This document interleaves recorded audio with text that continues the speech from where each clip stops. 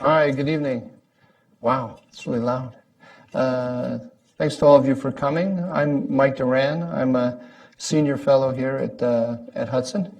And it's my honor and pleasure to welcome Nick Westcott, who is the managing director for the Middle East and North Africa in the European External Action Service. Do I call you Ambassador Westcott? No, you can just call me Nick. Nick has a very distinguished career in the British Foreign Service before he moved to the European External Action Service, where he served as the director for Africa. Right? And I should say that before, when you were serving Her Majesty, you were the High Representative to Ghana. Is that right? Yeah. And then High Commissioner. High Commissioner. The archaic term. High Commissioner to Ghana. And then he was the Director for Africa and now the Middle East. Nick is going to speak for 3 or 5 minutes, make a general statement, and then I'll ask him a few questions about relations between the United States and the EU with respect to the Middle East, and then we'll open it up to questions to you. So without further ado, Nick, I'll hand it to you. Mike, thank you very much, and it's a pleasure to have the chance to come and talk here at the Hudson Institute. You might find it slightly curious to have an Englishman talking to you about European policy on the Middle East, but we are still, the UK is still part of it, and in fact our interests coincide a great deal, so it doesn't make a huge amount of difference. I just wanted to say 3 things by way of broad introduction to try and give you some steer as to where the European Union is coming from. Firstly, we have a European Union position because although the EU has a lot of small countries, few big countries, in relation to our next door neighbours in the Middle East and North Africa, our interests are very much aligned. And therefore we do have a lot of common interests that we want to protect further collectively.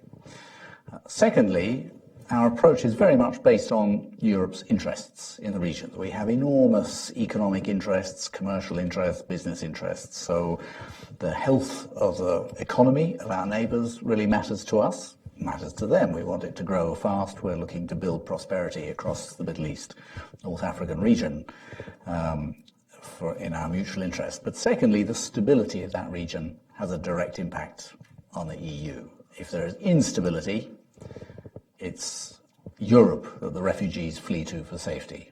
It's Europe that the migrants come to for opportunity. It's Europe that the terrorists come to if they want to attack us and blow us up. So instability in our immediate Middle East and North African neighbourhood has a direct and immediate impact on the EU. We therefore have a huge interest in trying to build the stability of that region. Those interests we try and reflect in our strategy. And the strategy reflects the fact that our interests actually coincide also with what we call our values.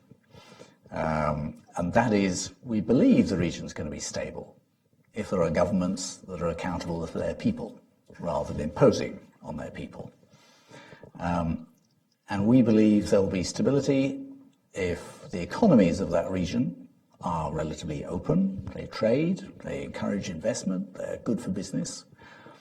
And so open markets and open societies respecting democracy and human rights, that's what's underpinning our strategy, and it coincides with our interests. So we want to pursue both together.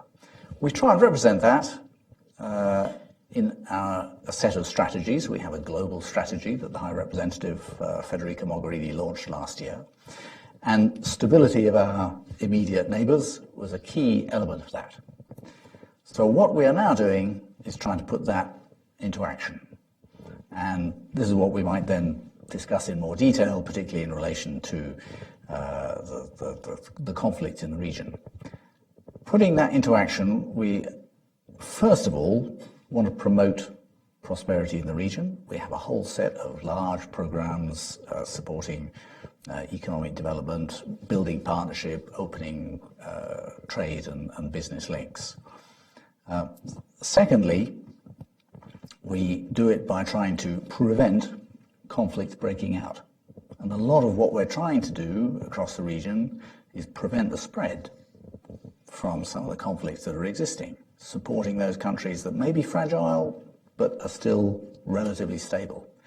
And thirdly, then we have to actually resolve the conflicts that exist, of which, alas, there are too many. And in particular, Libya, Syria, Iraq, Yemen, the threat to those countries from terrorism is one that we really fully support the actions of the global coalition. And in all of them, we are working together with international partners, including the US. And this is the subject of the core of our discussion. We support them in trying to resolve these conflicts and bring back a degree of peace, stability, prosperity, and accountability. Thank you. Thanks. With your permission, and now that I've got you in front of everybody asking the question, you're going to have to say yes. I'd like to ask you just a few personal questions, if you don't mind, because I think for a lot of us Americans, even those of us who are have a fair degree of knowledge about international politics, the relations between the EU and the member states and everything is still it's rather mysterious. So, listening to you here, your British accent and your background, I'm curious. Are you seconded to the EU, or are you a full-time EU employee? What happens to you when Brexit is finalized? You never know what will happen next. So yeah, we don't know that Brexit will be finalized. Assuming that it's finalized, what happens to you? I'm a British diplomat by background. I served 28 years with the Foreign Commonwealth Office all around, including here in Washington, D.C. for 3 years. But when the European External Action Service was set up, a strange name, but it's the European Foreign Office, basically, in 2011, I joined it on what we call unpaid leave from the Foreign Office. So I'm still a member of the Foreign Office. When I finish in Europe, I'll go back there. And at the moment, I stay until we leave, and then I leave and go back home. But the UK was an integral part of setting up. And in fact, historically, the UK has been one of the biggest supporters of having a common foreign policy. And I was involved many years ago in drafting the Maastricht Treaty, which first encapsulated the common foreign security policy. And the UK was pushing it. We wanted this because... John Major, am I right? John Major was the man who cut the deal. And then my job immediately after the Maastricht Treaty was to implement the CFSP bit and set up the political directors network. And the aim was because we do have a lot of common interests outside. And if you have the member states, you have Germany, France, Britain sort of going off and pursuing different policies in any region, none of us have the impact that we will if we act collectively. And so actually there was a lot of self-interest in building a common European foreign policy. For the small countries, they were delighted because Malta doesn't have a huge voice on the world stage, but it has some real interests across the region. Acting as part of the EU, their voice is amplified. Actually the same even for the big countries. So if pursuing the British national interest happens to coincide with French, German, Italian, Spanish, then we all speak together, loud voice, big impact, good result. It's hard for me to imagine that there won't be some kind of arrangement in the end that will allow the British to work closely with the EU in foreign policy. I mean, especially given the importance of Britain in matters of defense. I know this is a little bit outside of our area, but since you raised it. It's an interesting question, and it's actually very relevant in the region that I'm dealing with at the moment, also where I was in Africa, where I was dealing with before. Whether Britain is in or outside of the European Union, its interests are very much the same. And those interests will continue to coincide about 80% of the time with that of the other members of the European Union. So rather, as with a number of other close neighbours who are not members of the EU, we're likely to want to act collectively, I suspect. There'll be one or two areas where we diverge. Where we diverge at the moment, it's an interesting process. You have long arguments where the outliers sort of gradually come together and the common position shifts a little bit this way, a little bit that way. But broadly, everybody wants to get to an agreed position in the end. Okay, if the UK is outside, we don't have that pressure on us. So where we disagree, the UK will just go off and do its own thing. But the 90% of time that we do agree, it will still make sense to try and act collectively. So when you go back to the Foreign Office, they're going to need you to be a node of. Anyway, we'll see. We'll see. So listen, we'll move to the Middle East now, and the EU and the United States and the Middle East. Why don't you talk to us a little bit about what you've been doing here and tell us all the secrets. I came through New York yesterday, as I mentioned to you, following in your footsteps, although I didn't get to address the Security Council. And that's because the EU and the UN, actually, in many parts of the world, particularly in crisis situations, tend to act together. And our role is related but similar. The UN is a sort of broker, and we help the broker and try and support the UN processes. Here in Washington, I have just been to see the NSC, talked to some other think tanks, different background, and tomorrow we'll have a day of talks with the State Department about basically the whole of the region. I come over once, twice a year to do this because in the Middle East in particular, the European Union can do so much on its own, but with the US, often jointly with the UN, we can do a whole lot more. So what are the areas of divergence between us and the EU, us, the United States, and the EU that are of greatest concern to you? Well, this is an interesting area to explore because historically the areas of divergence have been quite small. And there are now some who are saying that divergences are getting bigger. And that's what I've come to explore because it's not actually clear that they are getting bigger. So, Middle East peace process? Actually, the new president has launched a kind of new approach. Historically, we've all been camped on two-state solution. Clearly, that debate is now opened up. And we also want there to be a solution. Hitherto, the two-state solutions look like the only one. One state or no state is no solution. Okay, if there's another way forward, we want to be involved and hear what it is and how we can get there and how we can help get there, because we all want a solution.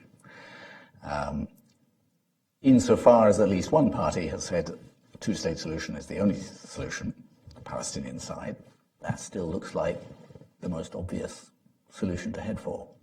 But if there are new ideas cooking here, we're open to talk about them. Did you get a sense that there are new ideas? Well, unfortunately, the guys have just gone off to the Middle East. Talk about it there. And up to now, there's a lot of openness to consider these alternatives, but little by way of specific suggestions to what the alternatives might be. I know, it's quite interesting. It's hard to find, I think, anything approaching a kind of major statement on the issue by the administration. We're all reading tea leaves. Yes. So I was hoping you could tell us what was really going on behind the scenes. Well, I can only see the same tea leaves that you have, and as I say, the tea leaves they left behind. Maybe they'll say more when they get there. But I was in Israel last week, interestingly, at a conference on the peace process, where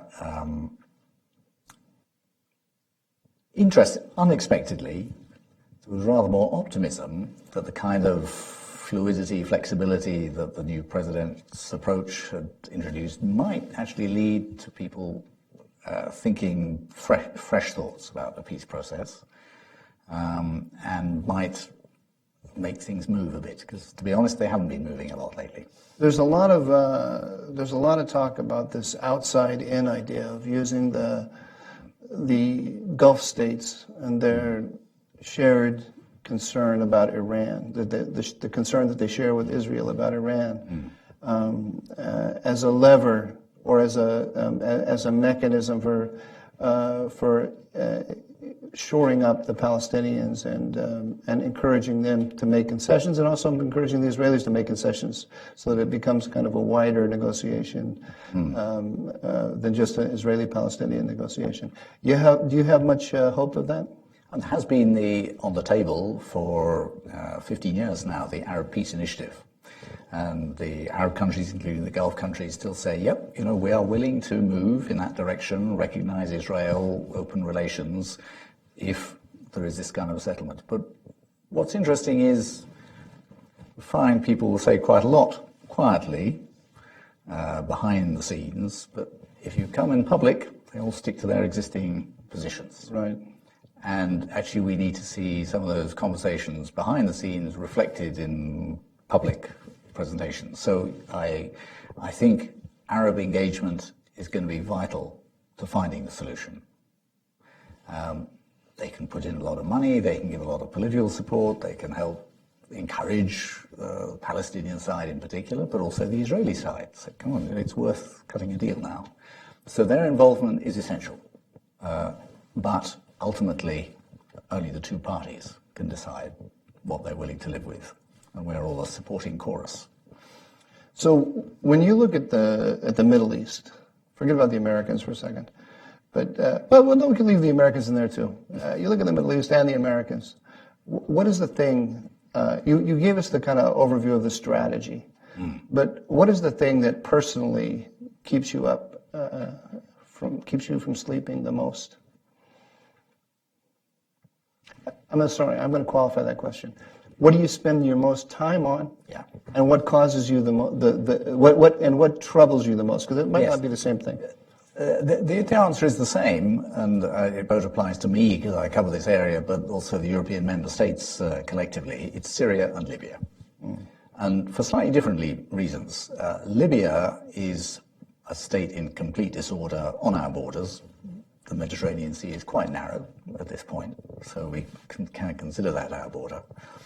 And at the moment, it is allowing through this steady flow of hundreds of thousands of migrants a year, migrants and refugees, and in an uncontrolled way, to the profit of traffickers who are making, one estimate is that the trafficking of migrants last year earned $1.6 billion for the traffickers in Libya. So this is a sizable trade. In Libya, only $1.6 billion. $1.6 billion. I have no way of verifying that estimate because they don't file tax returns, but it's a huge order of magnitude of money they are making from this. And it produces this tide, what is perceived as a tide of migrants into Europe, where this has become, over the last year or two, as you've seen, quite a toxic political issue. Right. So it's a major preoccupation for not only the countries immediately receiving, but for Europe as a whole, because it has driven the rise of a nationalistic, right-wing, anti-European, anti-migrant set of political movements which have been very disruptive. And so this is a really high political priority. And all our efforts to try and contain this problem are making some progress, but limited until we can get a political solution there, because there is no authority and no law and order in this space. And therefore, the traffickers are free to operate. So achieving a political settlement that enables some form of authority to be re-established in that state is a high priority, top priority. Syria, but that's, if you like, a local and contained problem in terms of the world. Syria is an uncontained problem involving Iran, Russia, US, whole of the Gulf, and Turkey, the lot. And that is, at the moment, an uncontrolled crisis with enormous potential ramifications across the globe. Therefore, we too, as the European Union, very focused on trying to get a political process underway, because we seriously do not believe there is a military solution to this. There may be military results, but they will not be a solution because they will not be sustainable or stable. And we need a stable region. So those two, really, are by far the biggest immediate crises that we're trying to deal with. And for both of them, we can't solve these problems single-handed. We need to work with the US. We need to work with Arab partners who are closely involved. We need to work with the Gulf. So it'd be nice if the Gulf had a single point of view on this rather than divergent ones. And the Turks? And the Turks, our also close neighbours. Are the Turks in your portfolio? No. We stopped because they are a country that has applied to accede to the European Union. So they're dealt with by a different team who deal with that. However, they have a big impact. Right. Your the migration and Syria stabilization, clearly related, but they're not the same thing. Would you say that when you think about your job in the European External Action Service, where you could have the most direct effect rather than being an auxiliary to others, it's really would be on the migration issue rather than on Syria, or am I wrong about that? The ability of the European Union to influence outcomes varies from place to place. And actually in some smaller countries, we can help affect critical mass. And I would say one of the key areas where the EU has had beneficial influence is in helping countries like Lebanon, like Jordan, remain stable. Because we're able to invest heavily there through financial support, political support, economic support, to avoid them being destabilized by these flows of refugees. They hold more refugees than we do, and they're smaller countries and poorer countries. So that's where we have actually made a big difference, but because they haven't collapsed in chaos, people don't notice. Right. The migration issue, is a top priority.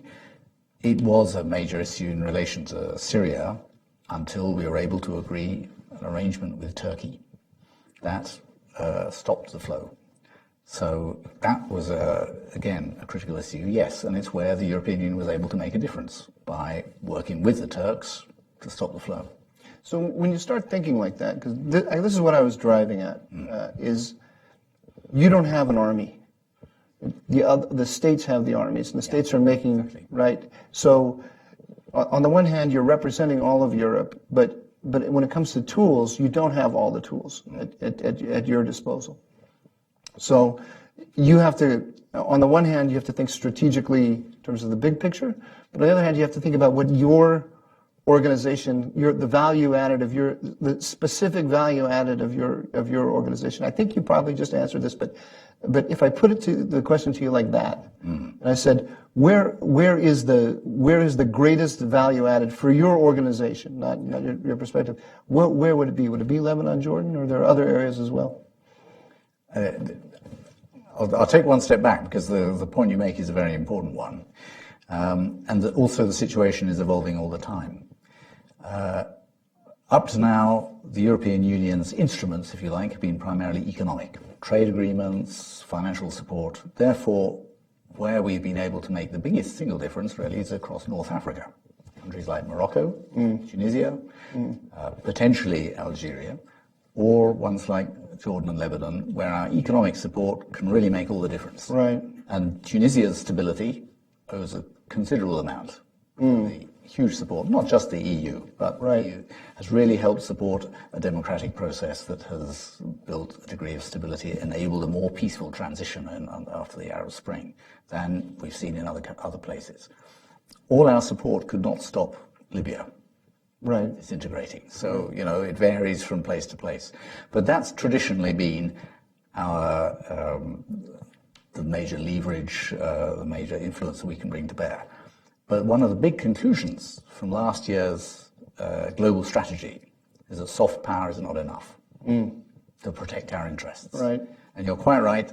The kinetic end of it, the hard end of it, is held by the member states. But the member states themselves are increasingly saying, hey, you know what? We can't just act independently. We can act through NATO in some circumstances, but NATO can't answer all the circumstances. Right. So just in the last 2 or 3 weeks, new steps forward have been taken with the agreement of the UK to try and strengthen our ability to act in a security field.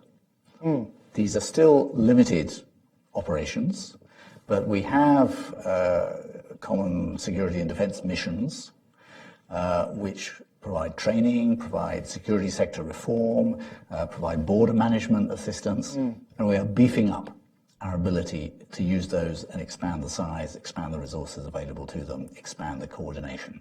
And they complement what we do with NATO. Very interesting. We're building a closer relationship with NATO as well, so that we become more integrated in that way. Are you at a point where you can discuss your near-term targets?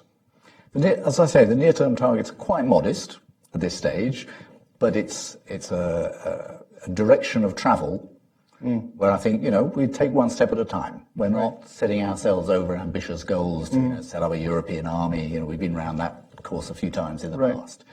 No, we're going to see what we can do in practical terms of providing practical support to in or neighbouring countries. And Libya is an example. What are we doing there in practical terms? We have a naval mission, Operation Sophia. The objective is to try and contain the traffickers' ability to ship people across. Now, it also has had a search and rescue function, but it is also training the Libyan Coast Guard. And, as and when a stable government emerges, that's going to be a crucial ally of ours in tackling this trafficker challenge. And we have a border mission that, again, is looking for a future help a Libyan government maintain its own borders. So, again, we can bear down on the traffickers. Do you play any role with regard to this border mission? And say working with the Italian Coast Guard or the Greek Coast Guard and so on in terms of interdiction and that sort of thing? Yeah, exactly. The coordination is close. And the Italians are also providing training in areas that we collectively as the European Union can't to the Coast Guard. They provide some vessels, which again we can't because we can't spend money on military hardware. The Italians can. So we work hand in glove. Very interesting. When you look at if we go back to the soft power side of things, and you said strengthening North Africa, what would you say is your greatest success? Because it sounds like you're in the unenviable position of having successes that nobody notices because nothing went wrong, right? But which one of these sort of preventive actions would you say is your best? I say again, Tunisia, where our support for the democratic revolution has enabled a stable country to emerge. And President Essebsi came to Brussels 2-3 months ago and said, "You are our model. We want to be like you. We want to prove that you can have an Islamic and a democratic government, both." And we support that. Secondly, a smaller thing, in Iraq, the European Union is playing a leading role in the demining effort. And we do that hand in hand with the UN. But we're making a difference there. And this demining enables the civilian population to return in Anbar province, get their businesses going again, get their lives up and running. And that's crucial to Iraq's future.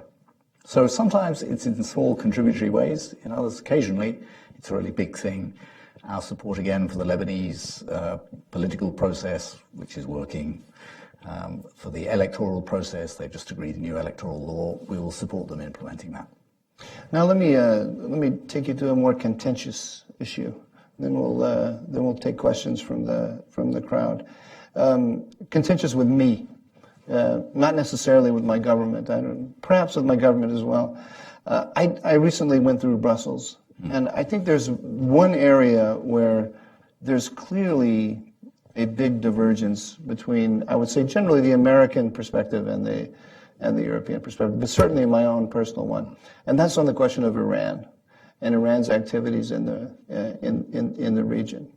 And we're seeing a tendency, not full blown yet, but I suspect it will become full blown, on the part of the administration to want to push back against Iran across the region, and that leads to the possibility that the stabilization in Syria, when viewed from an American point of view, could become an anti-Iranian mission, right? And I suspect, well, I'm asking this as a question, that that's not how the EU would see it. And the EU some of the member states for sure would have trouble with the stabilization mission being an anti-Iranian mission. So I wonder if you could just talk around that issue a little bit. Policy on Iran is one where I think there is a visible divergence, but it is more visible than real. because the argument is really more about tactics than objective. Our wish is for Iran to be a good neighbour and an undisruptive neighbour and a prosperous neighbour. That's what we want. We think actually most Iranian people want that too. Not all. There's a lot of aggressive rhetoric. It's a country that still declares its wish to wipe Israel off the map, that is clearly engaging in some aggressive disruptive activities in neighbouring countries. We know that. We don't want that to happen. The debate is over tactics. And obviously under the last administration, we all worked very closely together in a direction of saying one thing that would be really disruptive is a nuclear-armed Iran. How can we stop that happening? And we agreed with the Chinese and the Russians and the Americans and the E3, the Brits, French and Germans, with the EU playing a key role, that it was worth the effort to stop them becoming a nuclear-armed Iran. Heavy sanctions were put on that worked. People often say sanctions don't work. These worked. And Iran came to the table and negotiated a 10-year deal. Okay, we can discuss the sunset clause issue. That has succeeded. We don't have to discuss. We can agree it's horrible. That has succeeded in putting on hold the nuclear program. And the Iranians are respecting that. And there's a really tough regime of inspection that's showing that. Good. Step one. That's not the end of the story by any means. We still have sanctions on. You still have sanctions on. They are still a disruptive element in some parts of that region. And we don't want that either. We believe it is worth engaging in a dialogue with Iran over this. And the JCPOA has provided the opportunity for us to have pretty frank and open conversations with them behind closed doors. But they're frank conversations. But there's some incentive in the Iranians to participate and think, hang on a minute, maybe it's worth the while. We're still awaiting the outcome of the new administration's review of Iran policy. But as you say, there are some indications that the approach might be different. And it's one of the things I'm here to discuss, see where that review has got to. But also to explain what our approach is. You're not going to tell us where it is, are you? No, they didn't tell me where it is. We're all in the same boat. Tea leaves, okay. If you know, we are. But, it's useful to have the opportunity to explain that from our point of view, just to cut off and isolate Iran is not going to produce the outcome that we want. There has to be some incentive for them to engage positively in the region. Now, obviously, in the Gulf, there's a lot of concern as well about Iranian behavior. Activities in Yemen would seem to support that kind of argument. Activities in Syria as well. And we and others have argued for some years there really needs to be some kind of security framework for this region, in the same way that we have had in Europe, that enabled us to manage these kind of divergent interests and potential conflicts without it breaking out into open war. I think we're still a little way from that, but it remains an objective. I think ultimately it's going to be in everybody's interest. A sort of Mexican standoff is not going to be a stable result. That was a very intriguing final statement you made, or final couple of sentences. You're envisioning a new security architecture, one that includes Iran. Is that what I heard you say? This has been an idea, and I say no more than that. It's not a European policy, but it's an idea that's been floated around. I think it's an idea that needs to be explored. We don't have a solution, but as I say, what are the alternatives? Standoff is not going to be stable in the long term. But you can only do that if there is at least a degree of trust. And we've got we're a little way back from that too. And trust means changing behaviors. When you likened it to Europe, though, if I were to liken it to Europe, I would say Western Europe versus the Russians, right? But I don't think that's what you're saying. So if you said that you imagine a security architecture down the line that would include Iran. So if you're making the analogy, what's the analogy that you see there? During the Cold War, there was a Mexican standoff in Europe. Yeah.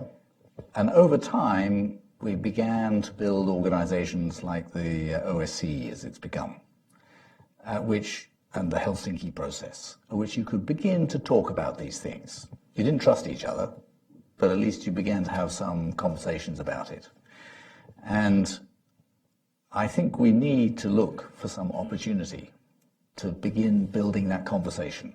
I'm not looking at big organizations yet at this stage, but you need to enable conversations that people begin to understand where each other's coming, what each of you are frightened about, because it's fear that drives a lot of this potential aggression. I won't argue with you. I'd say fear and ambition, but we'll leave it there. I won't argue with you, and we'll entertain some questions from the audience. Here, sir, could you hold on one second? We're going to bring a microphone. Could you give the gentleman with the tie and the glasses there? I'm Bill Goodfellow from the Center for International Policy. It's hard to argue that, at least since 2003, that the American involvement in the Middle East has brought either prosperity or stability or democracy to the region. And yet, for the most part, you Europeans have followed pretty much in lockstep behind the United States. There was one example where you did bulk and to a good result. August 2013, Obama was under a lot of pressure to bomb Syria in response to the Assad's government's use of chemical weapons against civilian population. First, Mrs. Merkel said, no, we're not doing it. And then the British Parliament denied David Cameron the authority to use, authorization to use force. Obama backed off, said, well, we'll go to our Congress, and it was clear they weren't going to go along with it. And the result was one of the few bright spots in Syria, the Lavrov-Kerry agreement to get rid of the chemical weapons. Now, the question I'm looking at right now, Afghanistan, may be beyond your remit, but we're going to send another 5,000 troops, or how many. The Americans are looking to your governments to do the same thing. Now, the Afghanistan, is an awful lot of people feel this is 5,000 troops are not going to bring about a military victory.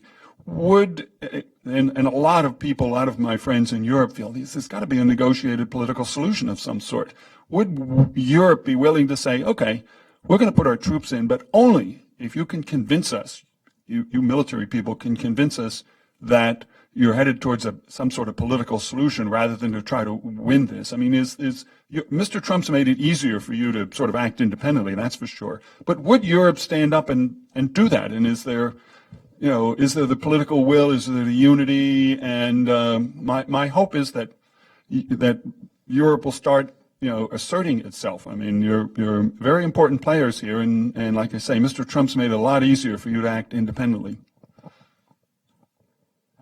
Thank you. You're quite right that Afghanistan is beyond my remit. Once we get the other side of Iran, I hand over to my good friend Gunnar Wiegand, who deals with Asia.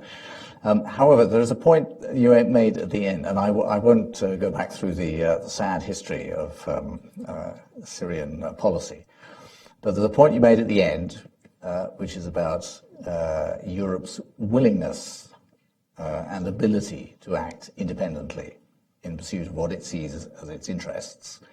And that is something that is clearly evolving quite rapidly and is an integral part of the global strategy that I outlined, but is now, over the past year, I think, become a more urgent priority. In my own sphere of policy making, for example, on Libya, we can't wait for the international community to get together and sort of agree a policy. We will support the UN, who are trying to get a political deal, but we've got to act. And therefore we have to find the means to act ourselves. to protect our interests, protect our borders, protect our political systems. In Syria, this is sort of on the cusp, because we know we can't alone impact on this, but the failure to find a durable solution to the Syrian problem runs ever greater risks for Europe's own interests in the region and at home. So what more can we do? And we are looking at that. And if the US are not going to act the way that we think is going to help produce a durable solution, then we can't sit back and say, well, we're not going to do anything then. The first step is to try and reach a sufficient consensus with like-minded countries, and we still regard the US as a broadly like-minded country. We do share similar interests to us in having a reasonably stable and prosperous world. Try and find things that we can work together on. But if not, we can't afford not to act. So we will. A question popped into my head I want to ask you. You mentioned, I'm going to take my prerogative as the chair here. One of the things where there's obviously a very big divergence of interest, not perspective, but interest, is the issue of migration, because that's something that directly affects Europe. It's not affecting us. So do you feel that you get full cooperation from the United States on that question, or is that question a source of, is there any disagreement over that? I don't think there's a disagreement, but for the US, if there's no solution in Libya, it's a problem, but it's not so much your problem. Right. For us, if there's no solution in Libya, it's still our problem. It's in our lap. It's next door to us. So yes, there is, in terms of priority, for us, Libya is absolutely up there. For you, okay, you want to put your focus elsewhere, we can afford to do that. Of course, we have made progress in Libya in getting rid of the terrorist threat. Daesh have been at least driven into the desert, maybe not destroyed, but driven into the desert. That was important for both of us, and we shared that interest and supported Libyan forces that actually achieved this. And it was Libyan forces that did it. So, Libya is not a total disaster zone. There has been some progress on that, but not on the migration issue. So, yeah, there are different perspectives there. Interesting. Peter, if you'll wait for the handsome gentleman in the blue suit. Thanks. Peter Rao from Hudson. How do you assess the Russian role in the Middle East, its ambitions, its goals? What's the European Union position vis-a-vis Russia policy? And then also, maybe to a lesser extent, but still also the Chinese role in the Middle East and North Africa. Thanks. The second question is easier. The Chinese role has been very constructive in terms of the JCPOA on Iran. They are taking an increasing interest in the Middle East and broadly in terms of trying to achieve greater stability and prosperity. So actually broadly helpful. Russian policy is more mixed. As you know, we have our own issues with Russia and the eastern side of the borders of the European Union, which is challenging. And our view is that the Russian intervention in Syria has not promoted stability or a durable solution. It is at risk of perpetuating the problem for us and for the Syrians. So our interests there, I would say, are not aligned with those of Russia. And there is a path where we could see there being some compatibility. And therefore it's worth our while talking to the Russians to try and persuade them that a more durable solution in Syria is actually in their interests as well as ours. But so far, we have not persuaded them of this. During the Kerry Lavrov Love fest. Exactly. There was a possibility of trying to it didn't succeed, actually. One did feel sometimes that poor Mr. Kerry was led up the garden path, not once, not twice, but several times. However, he kept trying, and there was a purpose in trying. I recognize that. So it's not, we still need to talk to the Russians about this. Their engagement has to be achieved for there to be a durable solution. But at the moment, our interests diverge. Can I push on that a little bit? And would you be willing to speculate as to why it's been so difficult to convince the Russians that we have shared interests and shared path for achieving them? I'm not sure that the Russian interest necessarily lies in the region being stable. And our interest is in the region being stable. That's fantastic. Totally agree with you. Look who's here. The handsome gentleman in the yellow tie. Wanted to ask, I'm Alan Makovsky from Center for American Progress, and I wanted to ask you two questions, following up each of the last two. One, regarding the refugee issue, how durable do you think the agreement is with Turkey, given the fact that the visa-free waivers are not going to happen? And I've heard it said that actually the refugees are no longer really interested in going because they hear you can't get out of Greece anyway. And so that the agreement is kind of self-enforcing. So I wonder if you would just comment on that. And also, this is just an analytic question, since Iran's part of your brief, and as a European, you follow Russia. What is your sense of the Iranian-Russian relationship? Is it just a tactical arrangement that's a one-off for Syria, or is this something that's growing and we're going to see them working together in many fields? Thank you. You asked very interesting questions. The Turkish deal... It's still my handsomeness, I think. And your striking tie. The Turkish deal has been a lot more durable than many people expected. And despite what you have to describe as a bumpy period in European-Turkish relations, both sides have respected it, because actually it is in the interest of both sides. Now, I agree with you that there are challenges on the visa-free aspect of that. Visa-free travel, it's still available. There were agreed conditions on it being applied. Those conditions have not yet been met. They now say they won't meet them, so there is a question mark there. But the Turks sometimes speak with a range of voices, and we'll see how things evolve. But for now, it's still working. Is it actually happening that refugees go and they get returned? You are right that far fewer go. I mean, it went from thousands a day down to maximum 50. Between 10 and 50 a day. So those that land, as you say, tend to stay there or go back, not move on.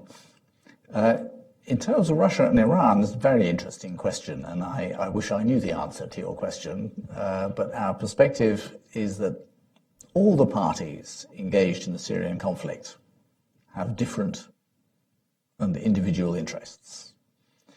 There are occasional convergences.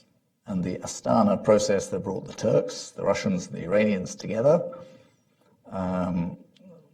is surprising in some ways, because their interests do diverge, but they found common ground in looking at these de-escalation zones, trying to reduce the fighting in at least part. And I'd like to ask you what you think is happening to US policy in South and East Syria, because I haven't yet had an answer as to exactly how that is going to evolve. But in relation to Russia and Iran, they are allies of convenience, I think, rather than allies of conviction. But as long as their interests coincide, they will work together. And once they diverge, we'll be interested to see what happens. I have to tell you, we're already a minute past our end time. But we started a little late. Can I convince you to stay for 4 or 5 more minutes? I think I'm allowed. My mind has gone. So yes, I'm allowed to stay. Ish. Okay, so we have time for one more question. Let's put it that way. And Miss, here comes the microphone. Hello there. What is Europe's... Sorry, can you identify yourself? Yes, Susanna Seltzer, Carnegie Mellon University. What are Europe's interests in relation to Qatar? And do you foresee Europe having any role in sort of intervening in the issues going on there now? Very interesting question. The European member states collectively have huge interests in the Gulf, massive commercial, financial, and historic interests. Therefore, what happens in the Gulf is of very immediate interest to many European member states and the European Union collectively. We're very concerned about the falling out of some members of the GCC with each other. And we want to continue having good relations with all the individual members of the GCC. We want them to have good relations with each other. And we think GCC unity in the Gulf is vital to achieve stability in the region and to tackle the issues that are raised in this quarrel. From our point of view, we absolutely need to stop people supporting terrorism. We need to stop the financing of terrorism. And we want to work with all the members of the GCC in achieving those objectives. We think the longer this crisis goes on, the more destabilizing it's likely to be. So we want them to de-escalate it as quickly as possible. We welcome even the small steps that have been made by the Saudi Arabians in relation to mixed families, that de-escalate. We fully support the Kuwaiti mediation because this is a problem that they need to sort out amongst themselves. We can't intervene, impose, but we absolutely encourage and support these mediation efforts. And we think it's quite urgent that we resolve this issue. Both the substantive issues that have been raised, there's some real issues here, not unique to the one country that has been targeted. Those need to be addressed, but we need to do it also in a calm and collective way. Well, thank you. That's been a very, very substantive and interesting and charming discussion. I really appreciate it. And please join me in thanking Nick for what was a lovely evening. It's a real pleasure. Thank you, Mike. And thank you all for coming. I appreciate it.